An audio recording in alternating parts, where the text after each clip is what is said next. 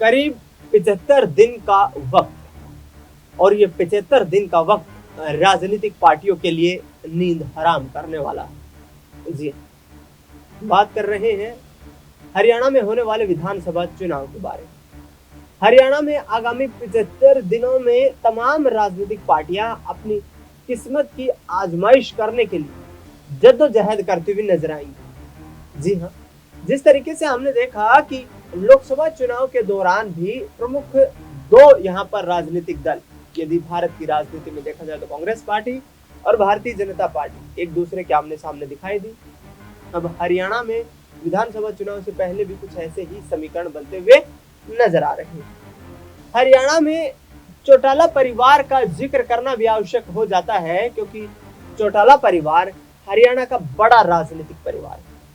चौधरी देवीलाल के मूल्यों पर आधारित राजनीति करने वाला चौटाला परिवार इस वक्त दो राजनीतिक पार्टियों का संचालन कर रहा है। ओम प्रकाश चौटाला और अभय सिंह चौटाला इंडियन नेशनल लोकदल का संचालन करते हुए नजर आ रहे हैं, तो दूसरी तरफ यहाँ पर जननायक जनता पार्टी की अगुवाई अजय सिंह चौटाला और उनके परिवार के जिम्मे। लेकिन आखिरकार क्या परिवार एकजुट होने की पोजीशन पर अब दिखाई देने लगा है? क्योंकि जननायक जनता पार्टी जो 2019 के लोक विधानसभा चुनाव के वक्त पर महज 10 महीने पुरानी पार्टी थी, 10 बड़ी सीटें दुष्यंत चौटाला की अगुवाई में जीतने का काम किया, 10 सीटें जीत करके हरियाणा में सरकार बनाने में सहयोगी दल के रूप में भी प्रमुखता के साथ मौजूदगी रही। 4.5 साल तक बीजेपी के साथ मिलकर सरकार भी चलाई। लेकिन लोकसभा चुनाव के वक्त पर सीट शेयरिंग को लेकर भाजपा और जेजेपी के बीच में जो सियासी तकरार है वो बढ़ने लगी, और हश्र ये हुआ कि दोनों पार्टियां गठबंधन तोड़कर अलग अलग हो जाती। लेकिन विधानसभा चुनाव के वक्त पर तो जननायक जनता पार्टी की हालत पतली होती हुई नजर आ रही। वो इसलिए क्योंकि दुष्यंत चौटाला की पार्टी के 4 विधायकों ने पिछले 2 दिनों में पार्टी का दामन छोड़ दिया।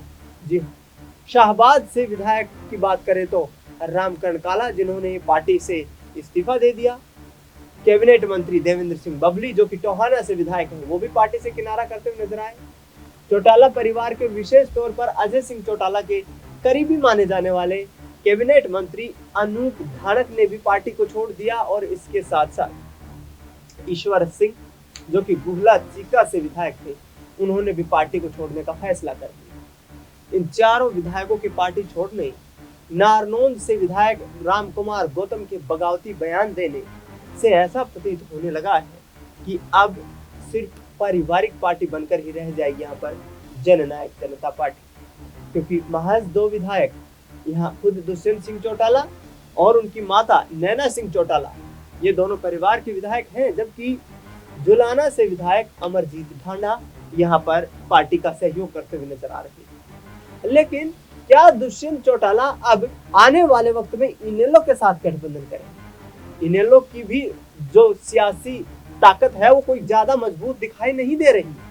महज एक विधानसभा की सीट है। एलनाबाद से खुद अभय सिंह चौटाला विधायक है, बाकी इनेलो का हरियाणा में 2019 में सियासी आधार खत्म हो गया था। लेकिन ऐसे में आने वाले वक्त की राजनीति यहाँ चौटाला परिवार के भविष्य की रूपरेखा तैयार करेगी। चौटाला परिवार संघर्षशील परिवार अवश्य रहा है, लेकिन विवादों से भी पुराना नाता रहा है।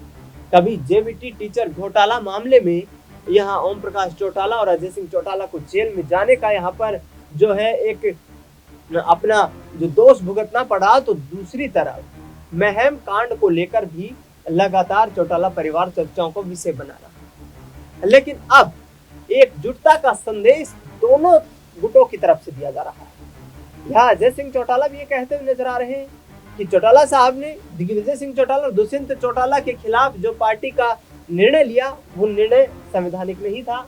पार्टी के किसी भी जो है नियमों को तोड़ते हुए दुष्यंत सिंह चौटाला और दिग्विजय चौटाला नजर नहीं आए और उन्हें पार्टी से निष्कासित किया गया।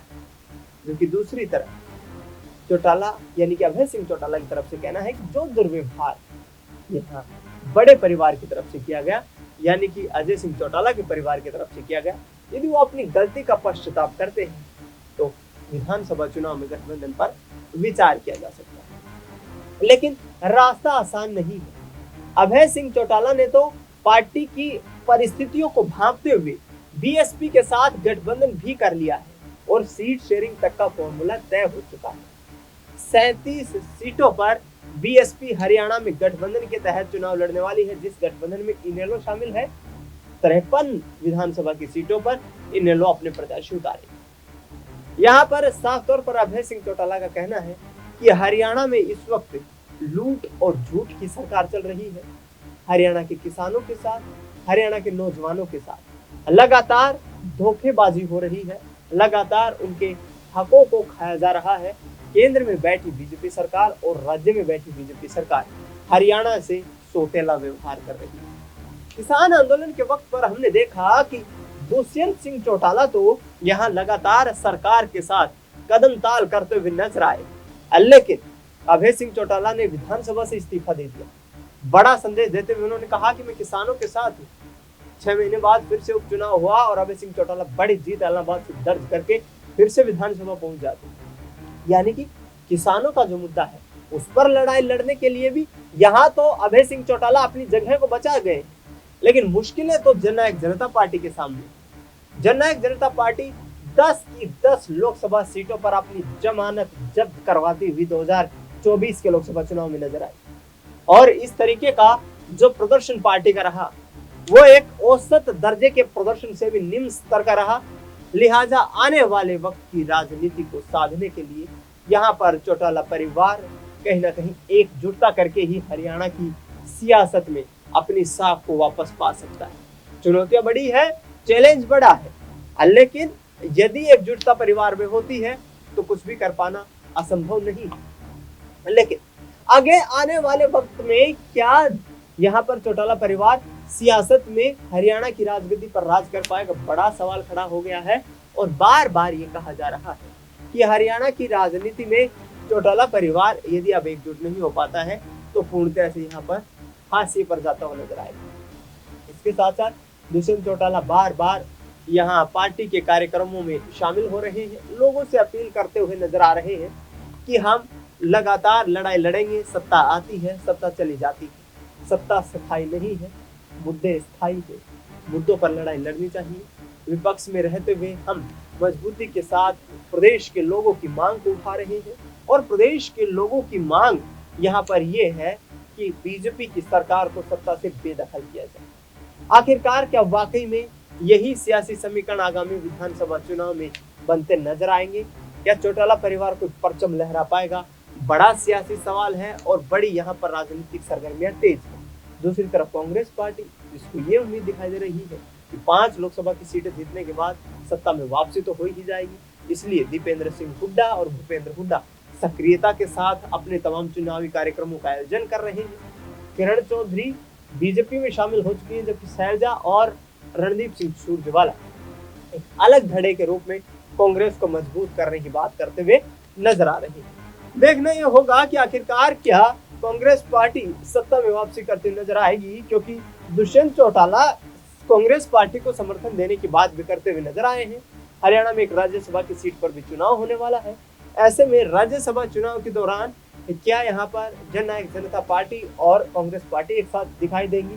बड़ा प्रश्न इसलिए खड़ा होता है क्योंकि भूपेंद्र सिंह हुड्डा ने तो ये कह दिया था कि दुष्यंत चौटाला के पास यदि 10 विधायकों का समर्थन है वो मेरे पास समर्थन लेकर के आए और हम राज्यसभा की सीट पर चुनाव लड़ेंगे। ऐसे में यहाँ दुष्यंत चौटाला के 4 विधायकों का साथ छोड़ना कहीं ना कहीं जननायक जनता पार्टी के लिए विधानसभा चुनाव से पहले बड़ा झटका है और इस बड़े झटके से उबरने के लिए किस तरीके के प्रयास यहाँ चौटाला परिवार करता हुआ नजर आएगा? क्या परिवार एकजुट होकर के चुनाव लड़ेगा और क्या हरियाणा की सियासी यहाँ पर रणभूमि है उसमें कोई बड़ा फेरबदल करता हुआ नजर आएगा? फिलहाल इस खास कार्यक्रम में इतना ही। देश दुनिया की तमाम बड़ी खबरों के लिए आप देखते रहिए SPN 9 न्यूज।